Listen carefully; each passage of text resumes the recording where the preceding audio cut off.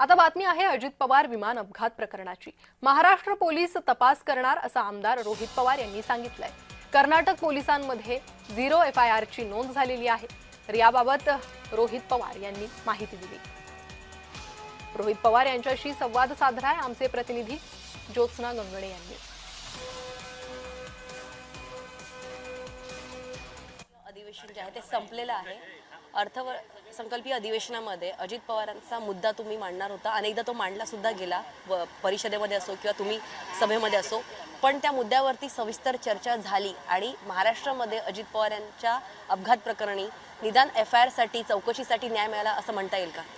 एक तर कसं असतं की कुठली एखादी महत्त्वाची आणि मोठी घटना घडली तर जेव्हा सेशन चालू असतं त्या सेशनमध्ये मुख्यमंत्री साहेबांकडनं एक निवेदन केलं जातं। ठीक आहे, ते सुरुवातीला झालं नाही, पण जेव्हा मी अजितदादांच्या ॲक्सिडेंटबद्दलचा मुद्दा हा शेवटच्या आठवड्याच्या प्रस्तावामध्ये मांडला, त्यात बोलत असताना एका निवेदनासारखंच CM साहेबांनी त्या ठिकाणी तिथं भाषण केलं। त्याच्यामध्ये त्यांनी CIDचा रिपोर्ट वाचला, AIBचा रिपोर्ट तिथं वाचला आणि मी जे काही मागणी केलं होतं त्याच्यावर सुद्धा त्यांनी तिथं भाष्य केलं। एकतर ते आक्रमक बोलले की मी कोणाला सोडणार नाही वगैरे, ते स्वागत करण्यासारखं आहे, चांगली गोष्ट आहे।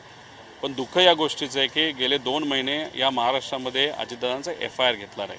पण आता तुम्ही सांगितल्याप्रमाणे जर कर्नाटक पोलिसांच्या पोलीस स्टेशनमध्ये FIR नोंद झाली, त्यांना हे संपूर्ण प्रकरण जे आहे ते महाराष्ट्र पोलिसांना हँडओव्हर करावं लागेल, ती प्रक्रिया कधीपर्यंत होईल याबाबत तुम्ही मुख्यमंत्र्यांशी, गृहमंत्री देवेंद्र फडणवीस यांच्याशी काही बोलणं केलंय का? हँडओव्हर तर झालं ना, आणि काल CM साहेब बोलत असताना शेवटी त्यांचं जे वाक्य होतं की आता FIR आमच्याकडे आलेला आहे, आता आम्ही तो CIDकडे ट्रान्सफर करून या इन्व्हेस्टिगेशनमध्ये त्याला एक भाग करून घेऊ असं काल सांगितलं। म्हणजे FIR हा एक्सेप्ट होणार आणि तो CID त्याच्या बेसिसवर तपास करणार, हे काल सिद्ध झालेलं आहे। पण याच्यामध्ये ही गोष्ट समजून घ्यायची आहे की CIDकडे ऑलरेडी हे मॅटर संपूर्ण होतं, CID चौकशी करत होती।